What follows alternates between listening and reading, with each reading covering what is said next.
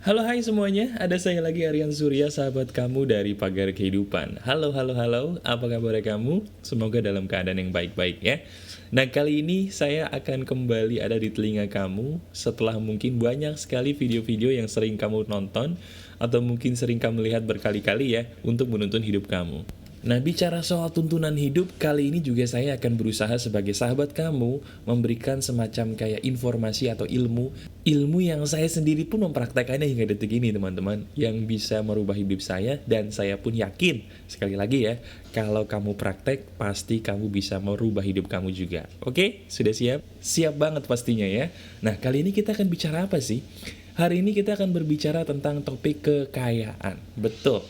Banyak orang di luar sana, sahabat-sahabat saya termasuk juga pastinya kamu, yang ada semacam kayak misunderstanding atau kesalahpahaman mengenai bagaimana caranya menjadi orang kaya.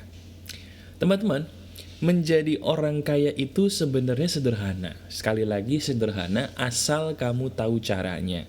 Nah, kalau saya tanya kepada kamu, bagaimana caranya menjadi orang kaya?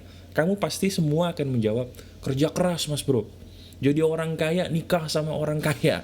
Atau jadi orang kaya mungkin sekolah setinggi-tingginya terus kerja kantoran gitu ya. Jadi orang kaya harus jadi pengusaha atau anak pengusaha.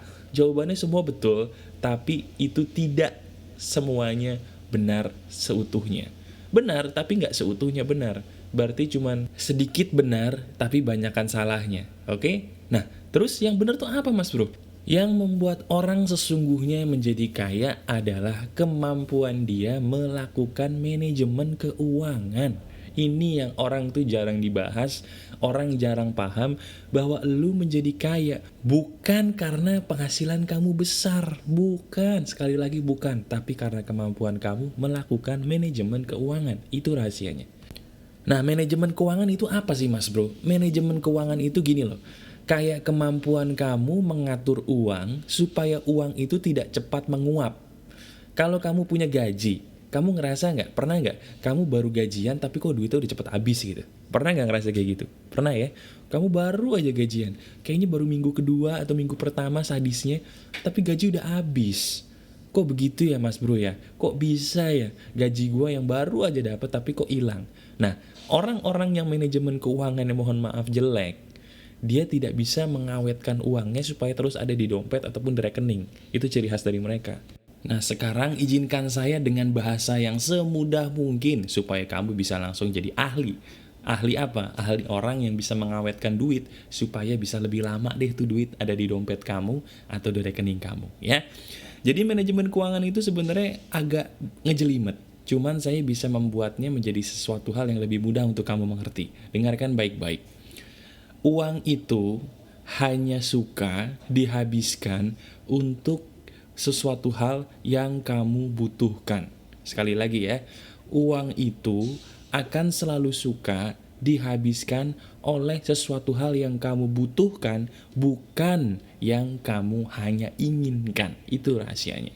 Nah, mungkin kalau saya ngomong sampai sini aja kamu bingung. Butuh tuh apa bedanya sih dengan ingin mas bro? Tolong jelasin deh. Nah, sekarang izinkan saya untuk menjadikan kamu orang yang paham betul, orang yang cerdas, bahwa yang namanya butuh dan ingin itu beda loh.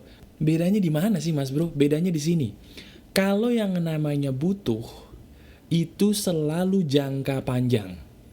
Catat ya, butuh sama dengan jangka panjang, ingin jangka pendek.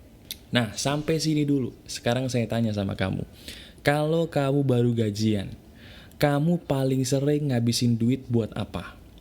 Buat sesuatu hal yang membuat kamu cuman puas sesaat, atau buat sesuatu hal yang bisa membuat kamu puasnya tuh lama? Pikirin gitu aja. Kamu pikirin kepuasan yang kamu dapatkan ketika kamu mengeluarkan uang untuk sebuah produk.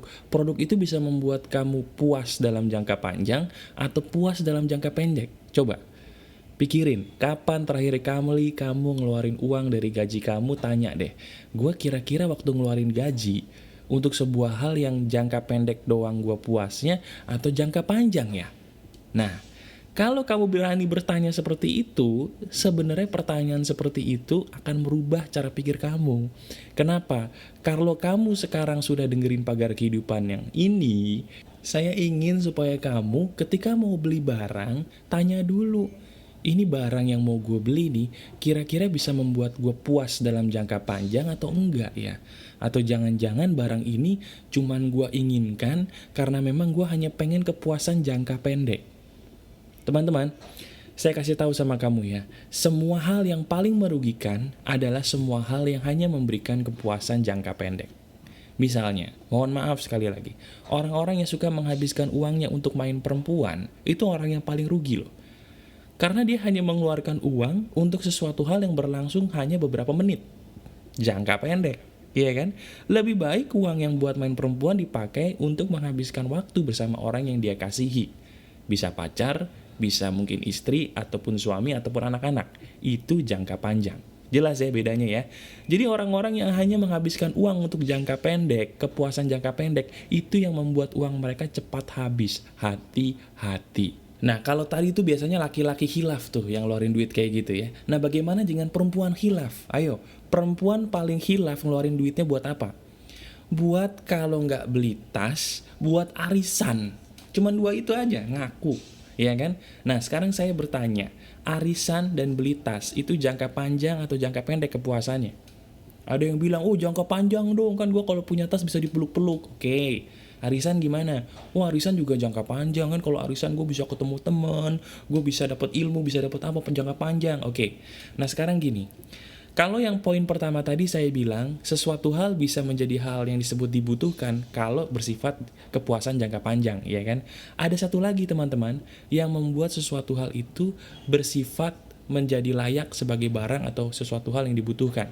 Satu hal itu yang disebut dengan barang itu atau hal itu harus memberikan manfaat lebih dari satu hal. Sekali lagi, benda atau hal itu bisa disebut dibutuhkan kalau memberikan manfaat untuk lebih dari satu hal. Kita kasih contoh lagi nih biar gampang. Kamu pengen beli mobil, kamu bilang, gue butuh mobil mas bro. Oke, sebelum kamu mengatakan butuh, tanyakan dulu diri kamu sendiri. Apakah mobil yang ingin kamu beli adalah mobil yang bisa memberikan kepuasan kepada kamu dalam jangka panjang? Misalnya, bisa nggak mobil ini kamu pakai dalam waktu 1-3 tahun ke depan? Pikir aja, pastikan kebaca. Kalau kamu menjawab, ya, karena gue memang mau memakai mobil ini untuk cari duit sambil gue mengantar mungkin anak bini gue kemana-mana menggunakan mobil ini. Bagus, itu berarti poin nomor 1 udah lulus. Poin nomor 2, tanyakan lagi, apakah dengan mobil ini gue bisa memberikan manfaat bagi diri gue lebih dari satu hal? Bisa nggak? Kalau kamu baru beli mobil, tanyakan diri itu dulu. Kamu bisa nggak memberikan manfaat lebih dari satu dengan barang yang baru saja kamu beli ini untuk diri kamu sendiri dulu? Kalau kamu beli mobil, kamu cuma bisa buat dipajang di garasi, itu namanya cuma satu. Kalau kamu beli mobil, kamu cuma bisa buat cari duit tapi nggak bisa nganterin anak bini, itu namanya cuma satu.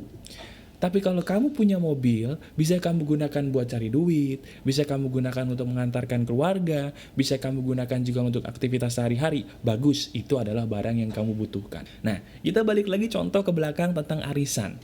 Ini kalau kita ngomong arisan, banyak yang berdebat nih. Ada yang bilang, gue butuh arisan. Ada yang bilang, ya juga sih, gara-gara arisan gue bokek. Nah, yang benar yang mana nih? Gini loh caranya. Kalau kamu ingin melihat apakah kamu berada di posisi yang benar atau salah, kamu harus bertanya, jujur dari dalam hati, kira-kira dengan arisan ini, hal apa yang bisa gue dapatkan? Nah, kamu ambil kertas, kamu tulis judulnya di atas, misalnya barang atau hal yang mau kamu beli. Kamu tulis, misalnya arisan gede. Terus kamu list, hal apa yang bisa kamu peroleh dari arisan itu harus lebih dari 1, minimal 5. Harus lebih dari 1, minimal 5. Kamu tulis 1 mungkin dapat kemungkinan bisa dapat duit. Yang nomor 2 dapat teman baru. Nomor 3 apa? Sampai kamu bisa nemuin 5, kamu boleh arisan. Tapi kalau kamu cuma nemuinnya 1, 2, itu berarti kamu mikir. Kamu pikirin lagi deh, gue perlu nggak tuh arisan? Nah, dari sini kamu akan saya paksa untuk menemukan ada nggak sih minimal 5 hal yang bisa kamu peroleh dari barang atau hal yang ingin kamu beli tadi. Ya, jadi prakteknya adalah gitu. Setiap kali kamu mau membeli barang teman-teman, kamu pikirkan 2 hal ini aja.